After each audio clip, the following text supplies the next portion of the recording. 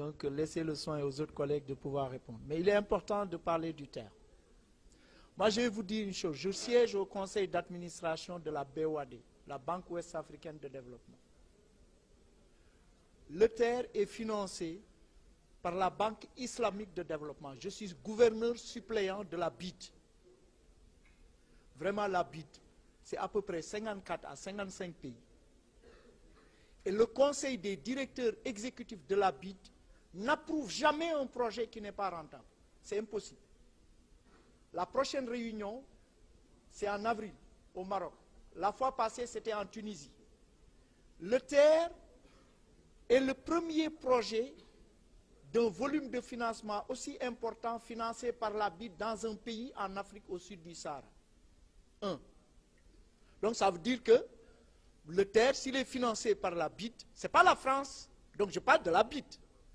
Deuxième financier du terre, c'est la BAD. Moi, j'avais même demandé à ce qu'on sorte les conventions de financement qu'on a signées. Ça a été signé ici, il y a des discours du ministre Amadou Ba. Le deuxième, c'est la BAD. Mais vous savez, quand vous entendez Banque africaine de développement, moi j'ai été à Busan, en Corée, pour participer à la réunion des gouverneurs de la BAD. Et vous savez, le conseil d'administration de la BAD, Banque africaine de développement, vous pensez que c'est nous les Africains? Il y a les États-Unis, il y a la France, il y a la Corée. Les dossiers qui sont discutés au conseil d'administration, si ces dossiers ne dégagent pas des taux de rentabilité élevés, importants, qui puissent permettre de rembourser, parce que ce qu'on dit, d'avoir le coût d'opportunité du capital. C'est-à-dire, si le taux de rentabilité est supérieur au coût d'opportunité du capital, mais les gens voient que c'est un projet rentable. Ils financent. Et le troisième financier, c'est la France, à travers l'Agence française de développement et le Trésor français. Voilà les bailleurs du terre. C'est déjà important de savoir que la BID finance plus que la France le terre. Mais la France n'est pas membre de la BID. S'il n'y avait pas une transparence, mais la BID ne va pas financer. C'est impossible. Donc ça, c'est important. Et quel est le coût? Le président l'a dit. 568 milliards plus 88 milliards d'avenants à cause de la libération des emprises qui a augmenté. Ça fait 656 milliards. Il l'a dit lors du grand entretien, de façon claire. Pourquoi on parle de 1000 et quelques milliards? Au Sénégal, on a ce qu'on appelle le programme triennal d'investissement public de l'État. Lorsqu'on a réformé le système de planification en 1987, ce programme existe depuis Abdou Diouf. Programme triennal d'investissement public. Tous les projets qui y figurent, financés par les bailleurs de fonds, leur coût, c'est indiqué là-bas. Mais le coût d'un projet n'inclut pas les conditions de financement. Pour faire simple, je vous ai prêté 1000. Vous devez me rembourser à un taux de 1% sur 25 ans. Les gens qui parlent de 1200 milliards, vous savez qu'est-ce qu'ils font? Ils disent, comme dans 25 ans, je vais rembourser 1500, le coût du terre, c'est 1500. Donc ça veut dire que le budget du Sénégal, avant 2000, ce n'était même pas 500 milliards, mais c'était, il faut prendre tous les coûts projets là, qui étaient dans le budget. Quand est-ce qu'on va les rembourser? Prendre le coût, le rapporter. Parce que les ressources extérieures sont dans le budget. Hein? Le terre, il est dans le budget de 4075 milliards qu'on a voté à l'Assemblée nationale. Ce que vous allez tirer là-bas, c'est dedans. Donc ça veut dire que ça n'a pas de sens. C'est très simple. Prenez n'importe quel projet. Le projet, par exemple, d'aménagement de la vallée de Kobilo, qui est dans le nord. Mais c'est financé par la Badea à hauteur de 10 milliards.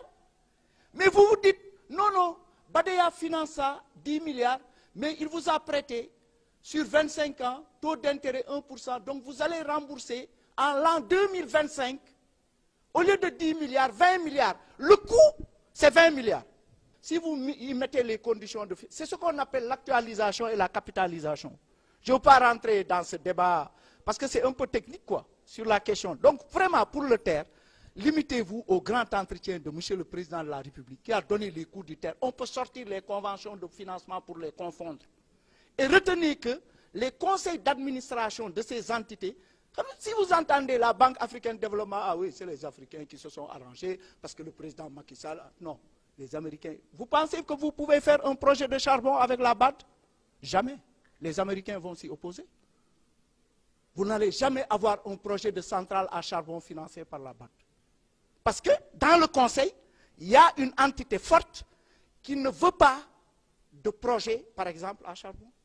Donc il faut comprendre comment c'est le conseil des directeurs exécutifs de la BID, où il y a l'Arabie Saoudite, il y a tous ces pays, la Tunisie, le Maroc.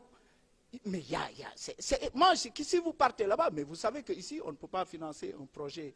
Et le Sénégal a cette fierté. En initiant le PUDC, ces bailleurs même aujourd'hui, c'est eux qui financent le PUDC.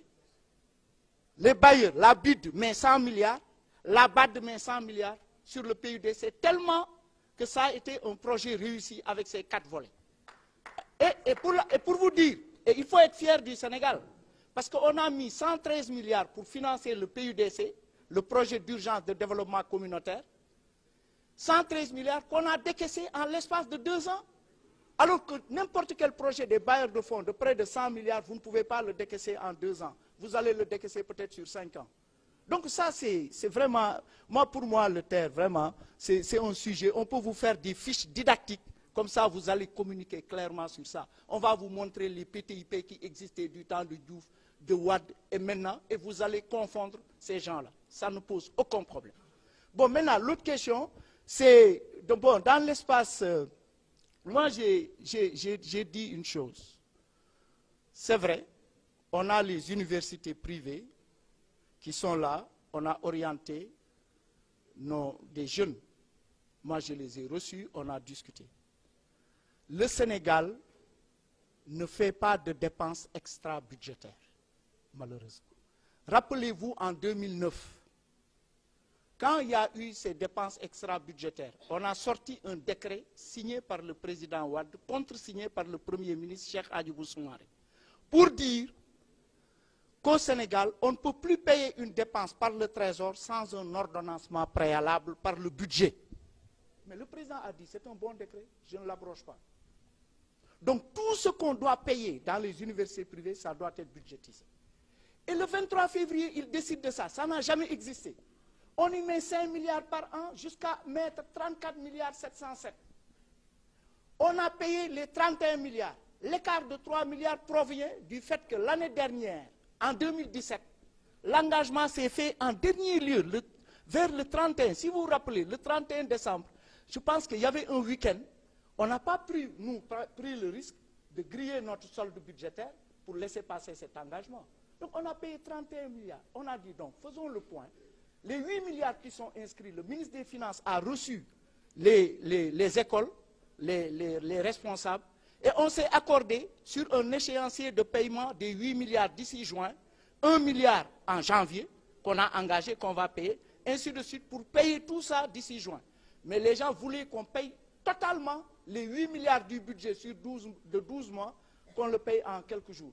C'est ça qu'il y avait, mais je pense que maintenant tout est en train de rentrer dans l'ordre. Parce qu'on a des instruments, nous, aujourd'hui, le ministre des Finances est parti au Conseil des ministres avec un arrêté de virement de crédit de 250 millions pour préparer les étudiants qui vont rejoindre USEN, paraît-il, à partir du 4 février.